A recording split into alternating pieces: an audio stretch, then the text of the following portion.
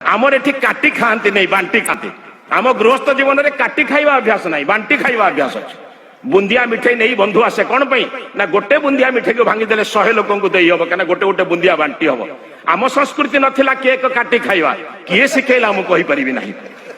आम पिला जन्मदिन में केक काटिबा किए शिखेला मुझे जानी नहीं इंग्रेज मान पिठा आसे ना बा से बाप मले भी केक पुओ जन्म हेले केक मार श्राद्ध केक से जानी ना आम माँ 1000 प्रकार पिठा जानती आम संस्कृति बांटी खाइबा आम संस्कृति दीप लिभेवा नथिला आम संस्कृति आलोक जलैबार थिला तमसो मा ज्योतिर्गमय आम संस्कृति कहे ना अंधकार लोप करवा आम संस्कृति कहे दीप जलैबा मोर 16 वर्ष 16टा दीप जलैबी मोर 15 वर्ष मो पुअर 15टा दीप जलैबी तमसो मा ज्योतिर्गमय प्रार्थना करी एवं काटी खाइबार संस्कृति जे शिखैला खंडे काट खा कना सेमानकर आमर संस्कृति होची थरे वरण कले मरण पर्यंत रहिबा को पड़िबो आपण जो पति पत्नी जीवन यापन करछन 5 वर्ष 10 वर्ष में आया ना थरे वरण कले मरिबा पर्यंत आमर एटी व्यक्ति बदला जाए ना आमर एटी व्यक्ति बदला जाए ना स्त्री स्वामी बदला बदली नाही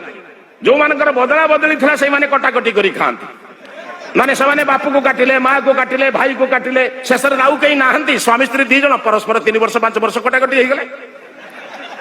जड़े 5 वर्ष बाहिक आउ जन को बाहला आउ जन बाहिक आउ जन बाहला आम संस्कृति तो थरे वरण कले मरण पर्यंत रहिबा काटिबा कोठी एठी व्यक्ति बदला जाए ना मति बदला जाए एई लोक सांगर जीवन सारा केमिति चली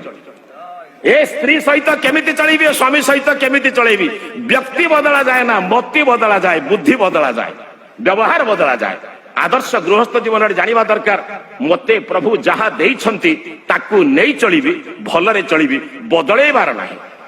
मते जदि प्रभु गोटाई पोलियो रोग देइछंती रोगी पिलाटे देइछंती भाबिबी प्रारब्ध रे किछि कर्मफल थिला हुए तो पूर्व जन्म रे कोसी संतान को मु ठीक भाव रे पालन करी नाही मते प्रभु देइछंती आउ टिके सेवा करिबी आउ टिके परिश्रम करिबी कर्मफल रु मुक्त हेबी दांड रे खेलुथिबा गोटे छुआ को मां जतले शीत दिन रे घर को आने झाड़ी दिए धोई देई के आने पिला कांदे